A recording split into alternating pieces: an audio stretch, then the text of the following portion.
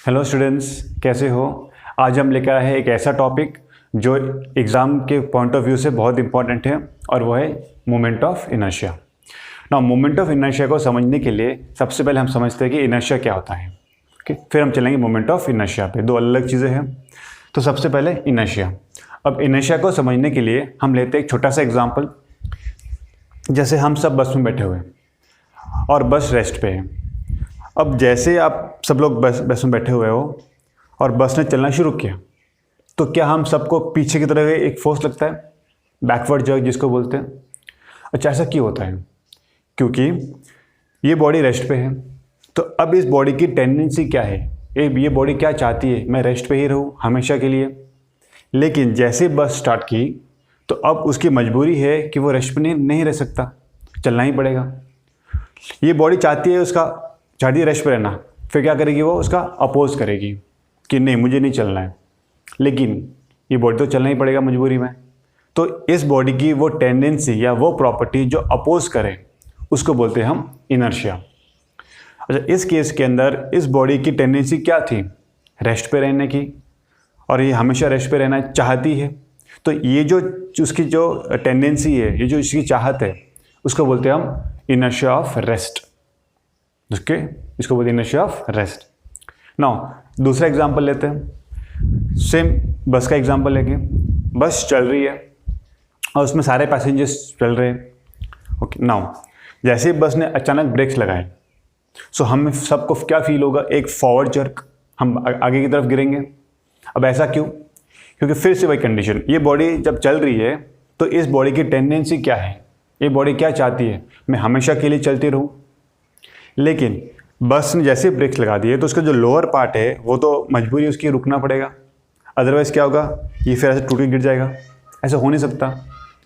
सो इस बॉडी की जो टेंडेंसी है रेस्ट चलने की, बट क्या हो रहा है, बिकॉज ऑफ द ब्रेक्स अब ये रुक गई। तो इसने क्या किया, अपोज किया, फिर से किसका अपोज किया, चेंज का। इसमें क्या, यहाँ पे क्या चेंज था, पहले मोशन था और फिर रेस्ट पे आ गया। तो इधर भी ये जो टेंडेंसी है उसकी अपोजिशन की, इसको बोलेंगे हम inertia of motion. So there are two types of inertias. दो तरह के मेरे पास इनर्शिया है। पहला है इनर्शिया ऑफ रेस्ट और दूसरा है इनर्शिया ऑफ मोशन। ठीक ना, इनर्शिया ऑफ रेस्ट का एग्जांपल अभी हमने पढ़ा था, बैकवर्ड जर्क रेस्ट पे। और एग्जांपल्स क्या हो सकते हैं उसके, इनर्शिया ऑफ रेस्ट के और एग्जांपल्स। जैसे सपोज ये ग्लास है और ग्लास के ऊपर एक कार्डबोर्ड रखा हुआ है। ठीक है, एक कार्डबोर्ड रखा हुआ है, इस कार्डबोर्ड के ऊपर एक कॉइन है। नाउ जैसे ही हम इसको फ्लिक करेंगे, यहाँ से एक फोर्स लगा, अचानक से फ्लिक करेंगे तो क्या होगा, ये कॉइन अंदर गिर जाएगा। तो ये उसका एग्जांपल हो गया रेस्ट का। क्यों? क्योंकि यहाँ पे जो कॉइन है इसकी टेंडेंसी क्या है, रेस्ट पे रहने की। ये हमेशा चाहता है कि रेस्ट पे रहना, बट जैसे ही आपने फोर्स लगाया यहाँ पे अचानक, ठीक है, स्लोली फुल फोर्स मत लगाना, अदरवाइज ये कॉइन उसके साथ चला जाएगा। जब सडनली कोई फोर्स लगता है तो इस बॉडी के पास उतना टाइम नहीं मिलता है कि वो उसको अप चेंज करे, वो भी मोशन में आ जाए। ठीक है, तो इसलिए क्या होगा, ये कार्ड आगे चला जाएगा और ये कॉइन नीचे गिर जाएगा। ठीक है, इसका नेक्स्ट एग्जांपल ब्लैंकेट। जब आप ब्लैंकेट को साफ करते हो तो हम ब्लैंकेट को झटकते हैं, तो जैसे उसके अंदर जो डस्ट पार्टिकल्स होते हैं ये वो सब रेस्ट पे होंगे। ऐसे रखोगे तो सारे डस्ट पार्टिकल रेस्ट पे है। अब जैसे आपने चेंज किया अचानक से, तो इस बॉडी की टेंडेंसी क्या थी, रेस्ट पे रहने की।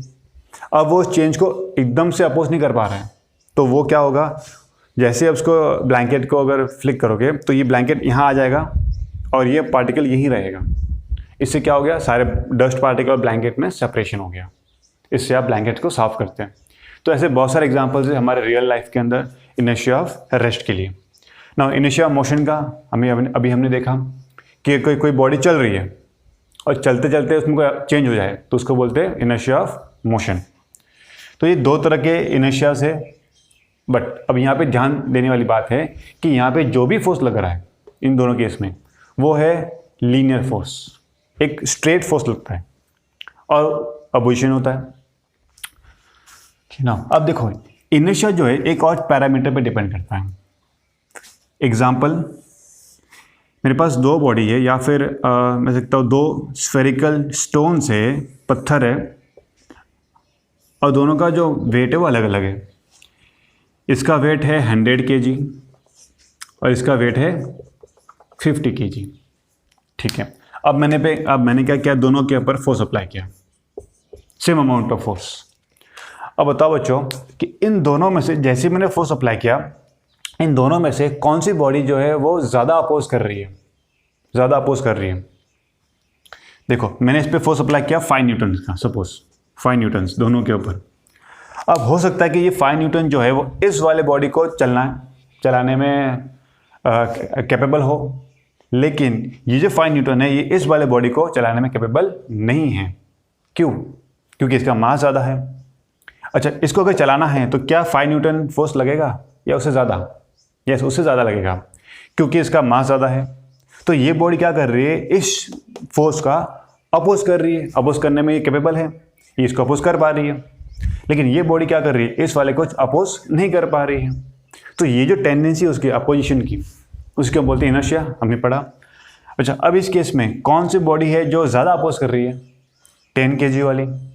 तो 10 kg वाली का क्योंकि मास ज़्यादा है इसलिए इस बॉडी का जो इनर्शिया है वो भी ज़्यादा होगा, अपोजिशन।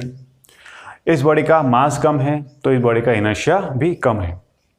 ये तो हो गई इनर्शिया का एग्जाम्पल्स ना। अभी हमें क्या करना है, मोमेंट ऑफ इनर्शिया, मोमेंट। अच्छा, अब देखो वर्ड आ गया मोमेंट। जहाँ पे भी मोमेंट वर्ड आता है ना, इट कम्स अंडर रोटेशन।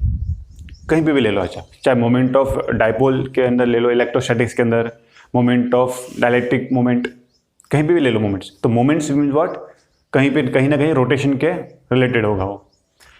अच्छा, अब इसी एग्जाम्पल्स में आप देखते हैं मोमेंट ऑफ इनर्शिया का कैसे हम इसको डील करते हैं।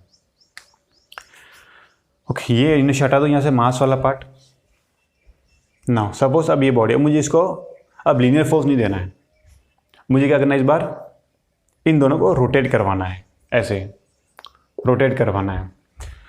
तो बताओ कि इस बॉडी को जब रोटेट करवाओगे तो रोटेशन के अंदर कौन सा फोर्स लगता है?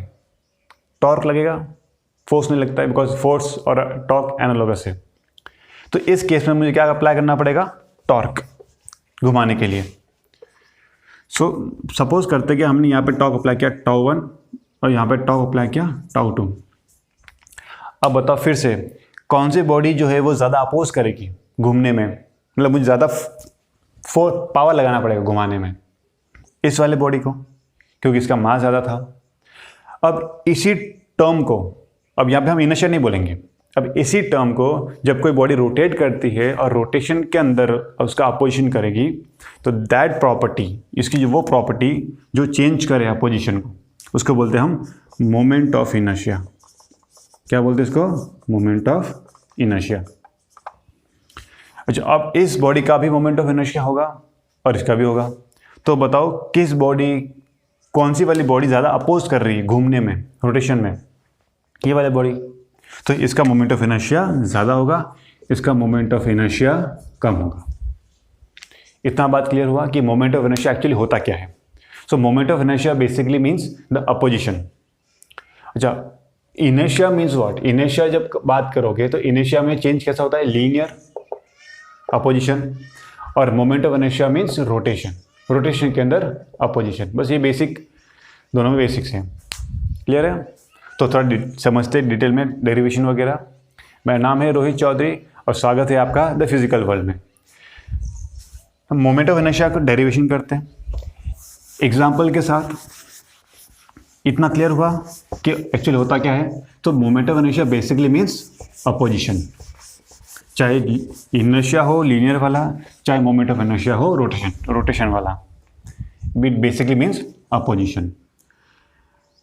नाउ अब यहाँ पे देखो मोमेंट ऑफ इनर्शिया जहाँ पे भी होगा हमेशा रोटेशन आएगा, ये ध्यान रखना।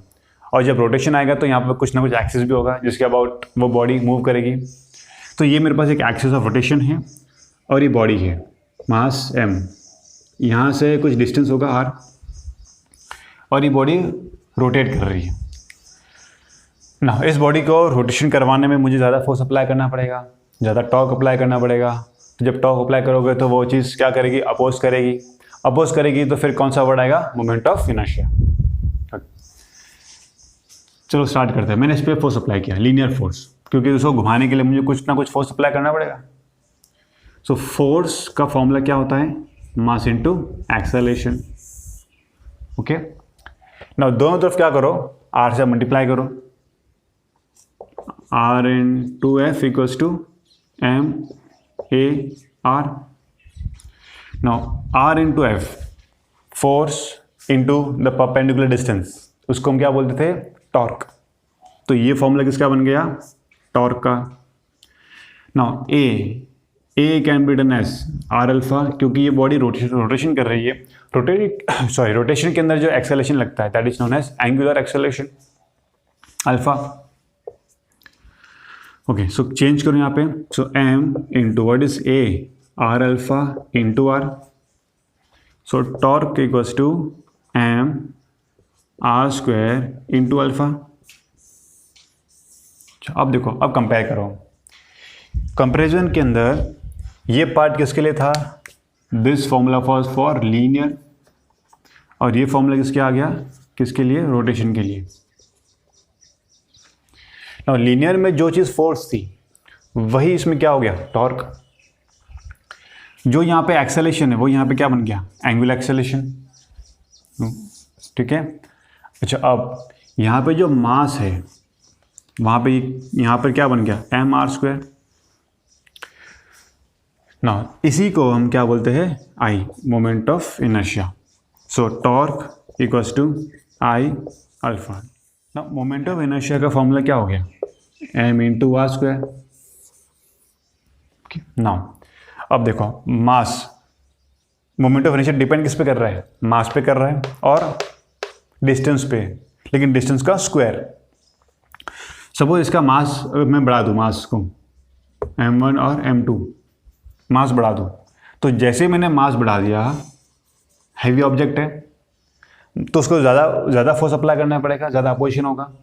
तो देखो इनर्शिया ज़्यादा हो गया, moment of inertia. Next distance, अगर मैं डिस्टेंस को बढ़ा दूँ, मतलब एक ऑब्जेक्ट को थोड़ा दूर रख दूँ और आगे, तो और आगे रखूँगा तो उसको क्या होगा, उसका भी फिर से क्या होगा, अपोजिशन बढ़ गया, क्योंकि इतना दूर है। तो that depends upon distance square also.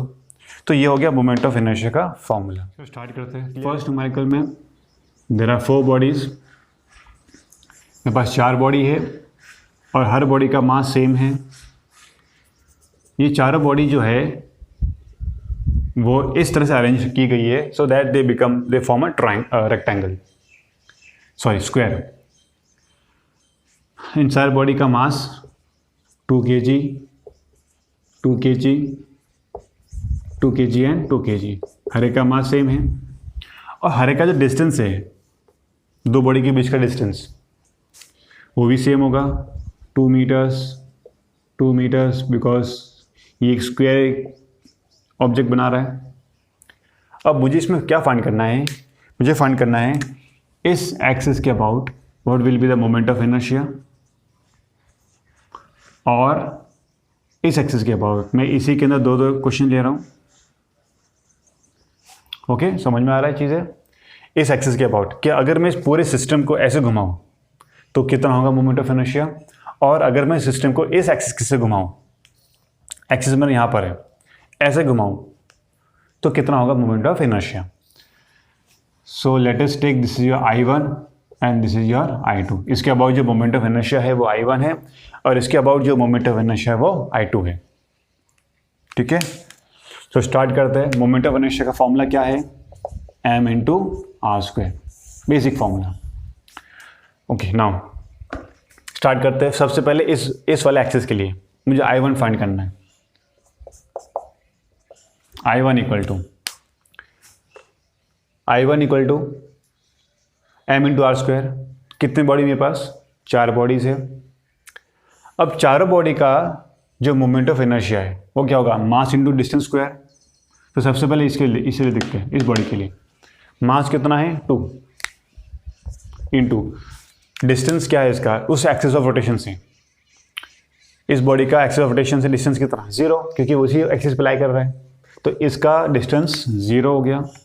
Plus इस बॉडी के लिए same cheese, mass is 2, distance is 0, plus इस बॉडी के लिए मास कितना 2 इंटू डिस्टेंस कितना ही है इस एक्सिस से 2 मीटर्स, तो 2 का स्क्वायर 4, प्लस सिमिलरली इस बॉडी का इस एक्सिस से कितना दूर है 2 मीटर्स, तो 2 into 4, 0 plus 0 plus 8 plus 8, answer is 16। Now unit क्या होगा, m r स्क्वायर है, तो m means k g, r square means distance square, metre square, 16 kilogram metre square. ठीक, ये हो गया I1। Next I2। अब I2 के लिए अब इस वाले एक्सिस से मेरा एक्सिस ये है।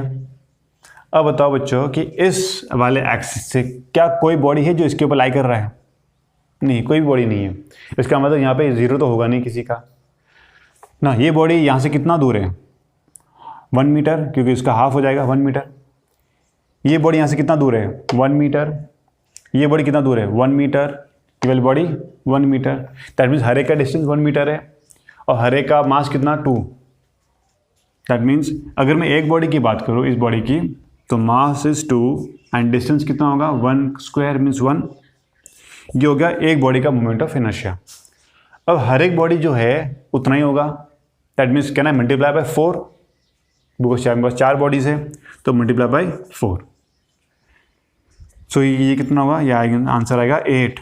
यूनिट क्या होगा, kilogram metre square. Okay, done.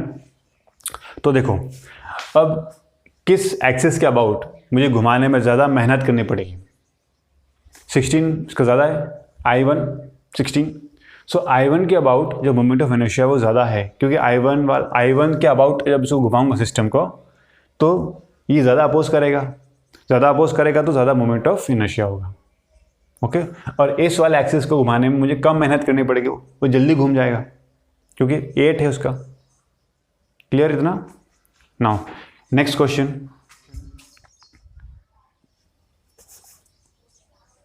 मेरे पास एक कोऑर्डिनेट सिस्टम है x एंड y। 3 ऑब्जेक्ट्स रखे हुए हैं। एक रखा हुआ है ओरिजिन पे, एक रखा हुआ है एक्स एक्सिस पे, और तीसरा यहाँ पे कहीं रखा हुआ है। इसका जो कोऑर्डिनेट होगा ये हो जाएगा 0,0।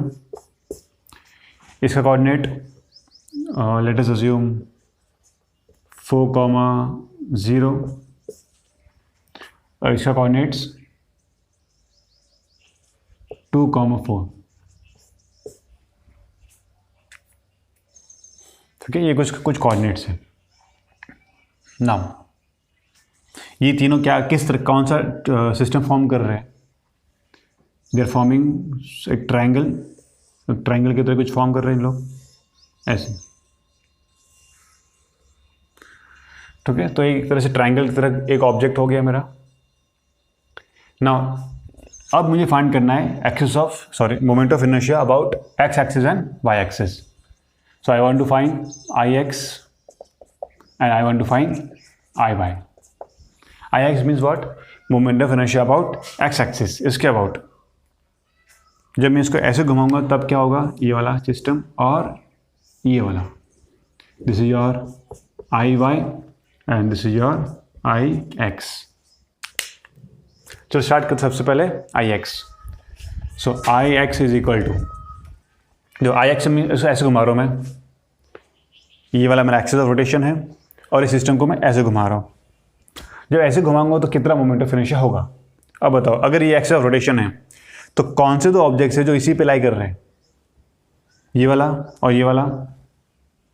तो इन दोनों का जो मोमेंट ऑफ इनर्शिया वो 0 होगा, प्लस 0 प्लस, अच्छा मास कितना होगा सबका? सेम है 2 kg।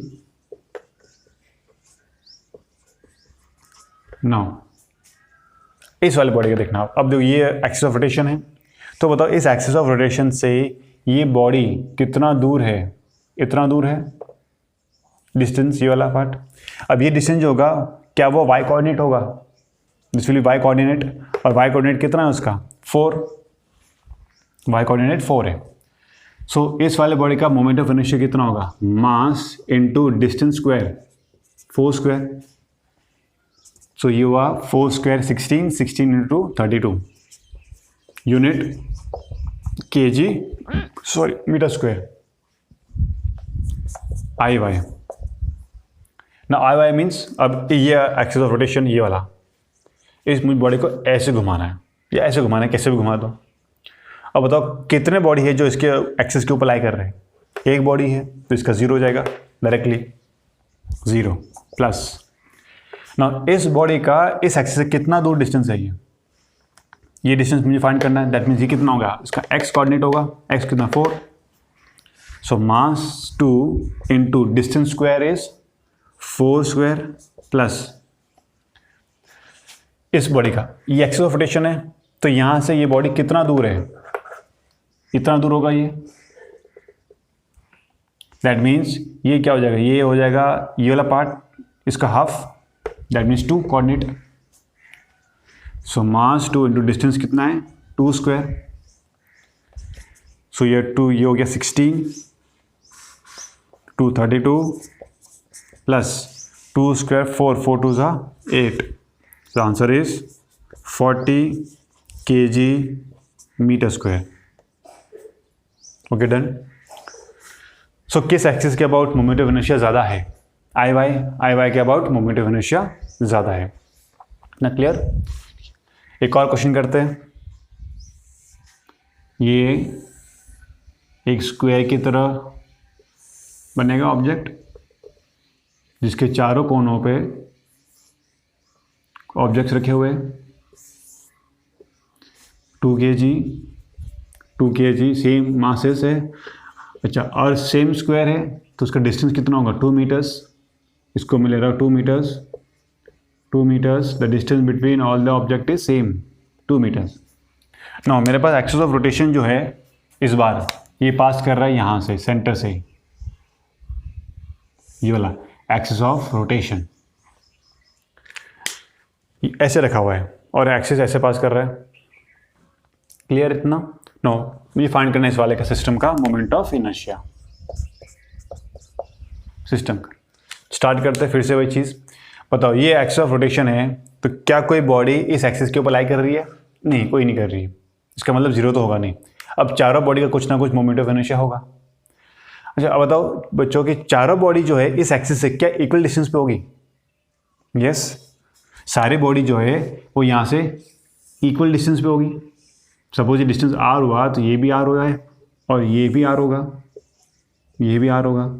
तो हर एक का डिस्टेंस सेम है, हर एक का डिस्टेंस सेम, हर एक का मास सेम। इसका मतलब हर एक का मोमेंट ऑफ इनर्शिया भी सेम होगा।